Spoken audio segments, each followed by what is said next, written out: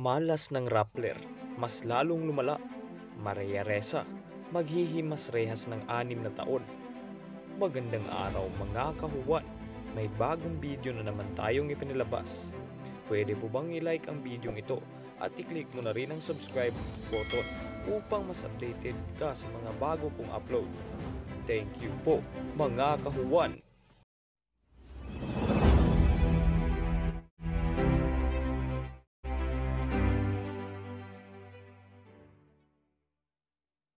Anim na taon ang pagkakakulong ng Rappler CEO Maria Ressa. Tinanggihan ng Court of Appeals ang apilan ni na Rappler CEO Maria Ressa at ng dating researcher nito na si Reynaldo Santos Jr. sa kasong cyber libel.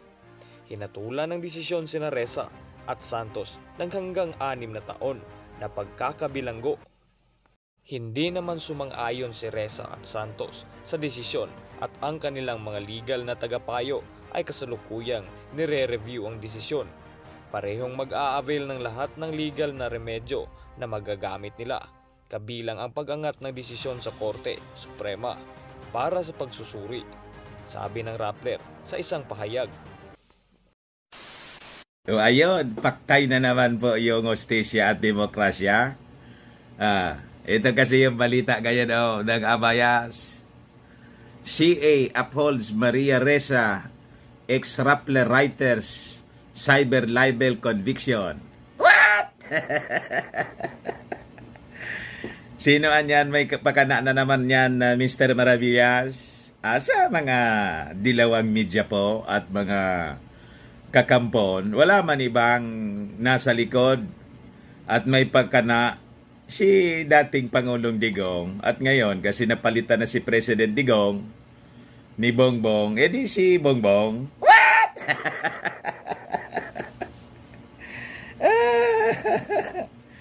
Yun po lagi ang automatic na yon. Kahit wala mang kinalaman, basta represyon at pagsikil mga kababayan sa malayang pamamahayag, ang laging suspect po yung dating administrasyon at ngayon si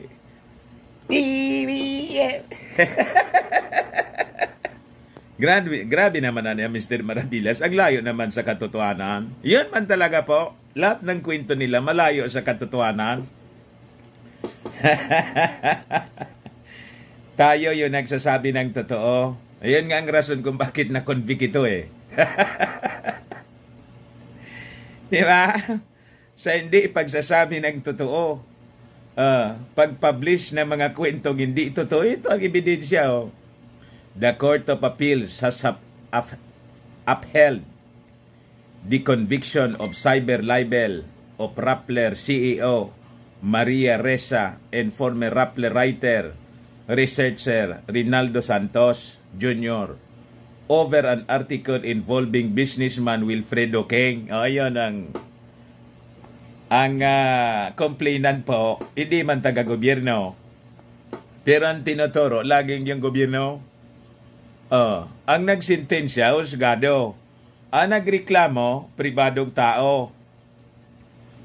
Pero pag tinanong mo mga kababayan yung mga dilawan, ay laging sangkot po yung gobyerno.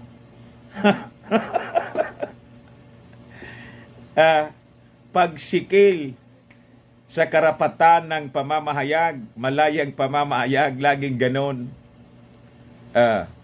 Siguradong yung mga reactions nito ngayon, mamaya at saka bukas, ganon. While the CA ruling denied Ressa's appeal of her cyber libel, sabi rito po, cyber libel conviction, it also modified the sentence to 6 months, 1 day, to 6 years, in 8 months, in 20 days, lalong humaba. Yan kasi, ang gawin kasi ninyo, magbagong buhay na kayo. Wala man walang pagbabago sa inyong buhay. Pati nga ako, yung Dante Talks po, dinamay nila sa mga Ako hindi ko man pinapansin. Bala din sila. Di ba? Dahil sa issue ng history, na chismis, sabi ni Ila, ayun, nirisba ka na ko. Ako hindi man pikon. Kaya itanong sabihin ninyong fake news ako. Ha? Ang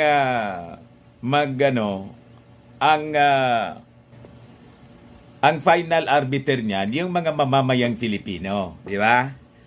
Pag halimbawa, yung mga tao ay na-found out nila na ang ating mga kwento rito baseless, hindi na sila manonood sa akin. But right now, mga kababayan, they found out na yung ating mga kwento, yun ang totoo. Sa atin nga nagtatanong yung mga OFW, Mr. Maravillas, ano itong kwento rito? Nakarating sa amin, totoo ba to? Oh, you see? Tayo yung nagsasabi kasi pinaniniwalaan nila yung sinasabi natin. Na-prove kasi nila, totoo. Ayun. At lalong dumarami yung ating mga subscribers. Ano ang ibig sabihin nun? Naniniwala sila na tayo ay credible source of news. At yung ating mga analysis commentary ay totoo. Tulad nito, you see, Estacio Montesa, sandali lang po, lumampas ako.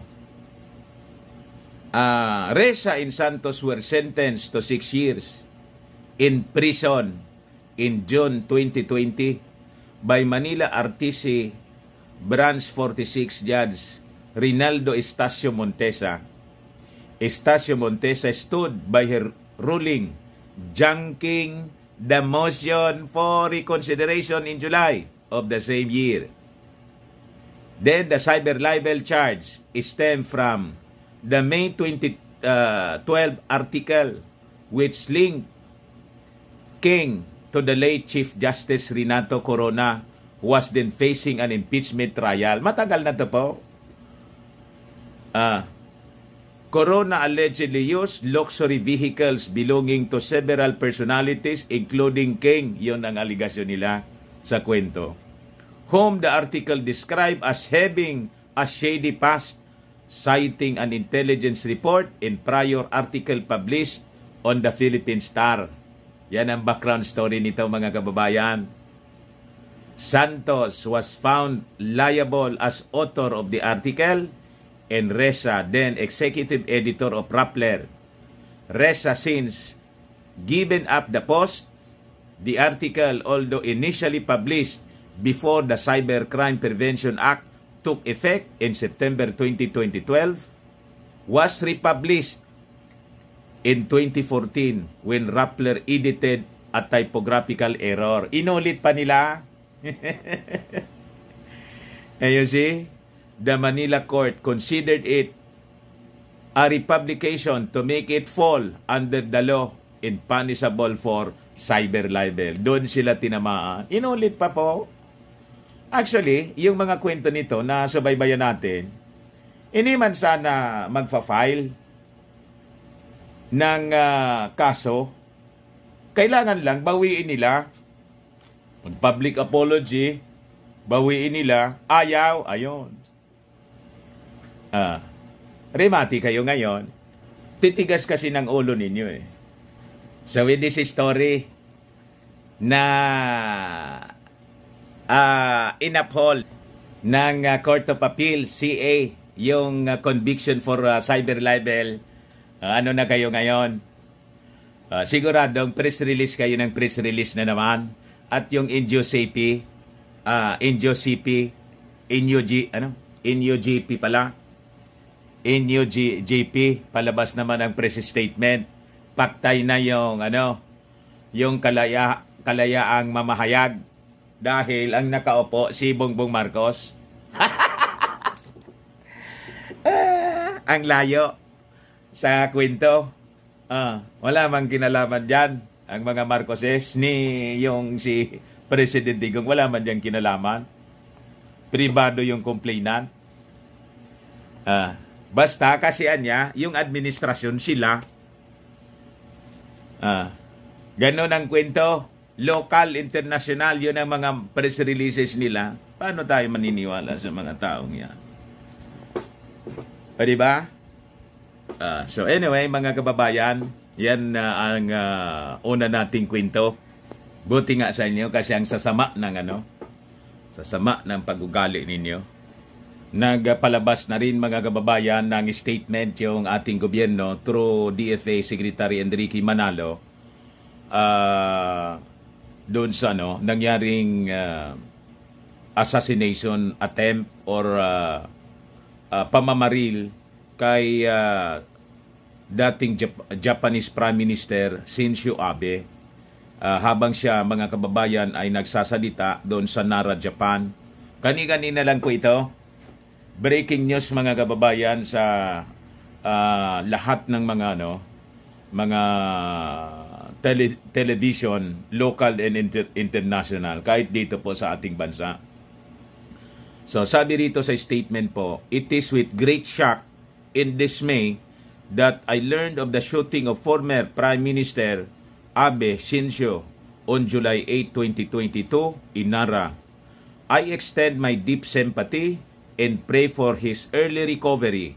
Pahayag po ni DFA Secretary Enrique Manalo sa kanyang Twitter account. Ganina, yung mga unang bugso ng balita, sabi, wala nang signs of, vital signs. Ina-assume ng iba na mga news organizations na binawian na ng buhay. Pero lately, ang sabi, buhay pa man po, mga kababayan, but siguro nasa critical na kalagayan kasi sabi sa balita, malamang shotgun daw yung ginamit, tumumba pabaliktad yung in broad daylight yung dating Prime Minister, then itinakbo sa hospital. Ang sabi, bumulwak yung dugo dito sa may parting lieg, mga kababayan, ng dating Prime Minister. So it is really shocking at nakakalungkot ang ganito. And sabi, may nahuli na isang suspect, around mga 43 years old yata yon yung pakasabi sa balita. Nasa kamay na ng mga authorities ngayon. So, makikita ninyo, nagiging violente na po ang mundo. Hindi natin alam kung ano yung motibo. Abangan natin kung ano yung mga developments dito po sa nangyaring assassination attempt kay Shinzo Abe ng Japan. Now, in other developments, mga kababayan, ibigay ko na rin po ito ng balita galing po sa Russia. Sabi rito, Putin says if West wants to defeat Russia on battlefield, let them try. Yun ang matigas na na statement, mga kababayan, ni Putin. Palala ng palala po yung situation po doon.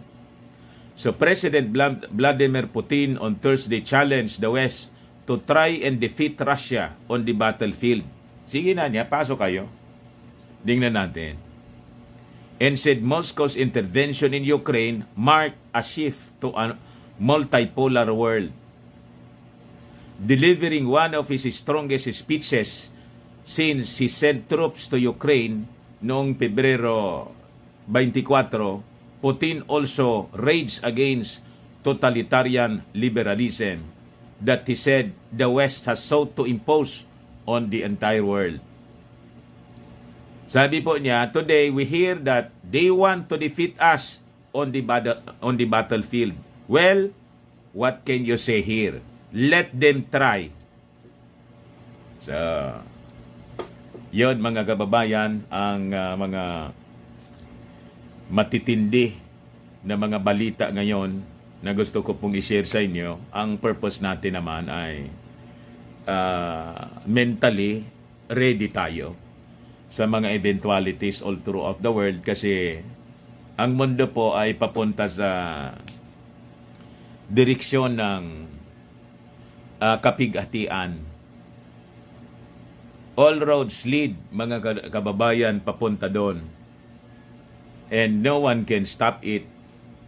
Unang-una, wala man nag-attempt na i-stop. Parang enjoy sila na gawin ito.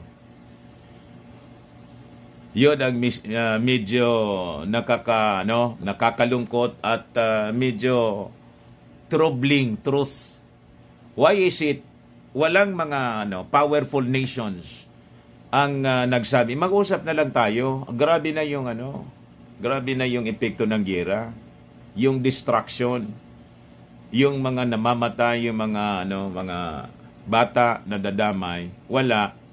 They supplied arms. Siyempre, init din yung todo si init din todo si Putin. Kasi sabi ko nga sa inyo, si Putin po, ang feeling niya, trinidor siya. Nagsimula nito, the West, the expansion policy of the West. At until today, ganun pa rin. And si Zelensky, hindi na po wala ng statement na nagsasabing, pag-usapan natin ito for the sake of the Ukrainians. Wag na muna tayo, pag-usapan natin, baka magkasundo tayo sa ceasefire muna. Walang ganun po. Ang request po ni Zelensky, mga kababayan, supply us with weapons. Kaya ang treatment ni Putin, this is actually a proxy war. Yun ang perception niya, with the West. And this could lead to World War III, mga kababayan. Yun mismo ang sinasabi ng mga military analyst at mismong si Putin. At with that, mga kababayan, this affects all nations of the world, including us, because of the spiraling prices of commodities, the food, the looming food crisis, and the petroleum. Ganda ninyo? So, palala ng palala. Let's pray, mga kababayan, every day. Manalangin pa rin po tayo na sana ilayo tayo sa malalaking problemang ganito. At nakakalungkot. They are destroying nations of the world to give way for the New World Order. In the Great Reset, they are destroying the economy. Mga kababayan. At ngayon, yung ating Pangulo, nag-plus-plus pa. You see, we pray for our President na sana magising siya sa katotohanan na we are being trapped and they're using this sakit para isabotahe po yung bawat bansa. Sana magising yung ating Pangulo. Panalangin po natin. Hanggat hindi siya hindi niya nag-rely siya dito sa mga dating trap. It is a trap, mga kababayan.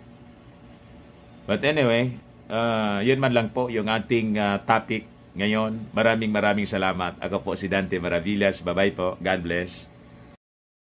Ayun na nga, mga kahuwan, sa inyong palagay, ano ang inyong reaksyon at komento sa bidyong inyong napanood? Huwag kalimutang magbigay sa comment section. At kung hindi ka pa nakapag-subscribe sa aking YouTube channel, pakiclick lang po ang subscribe button at i-click mo na rin ang bell icon upang updated ka sa mga videos na aking i-upload araw-araw. Thank you!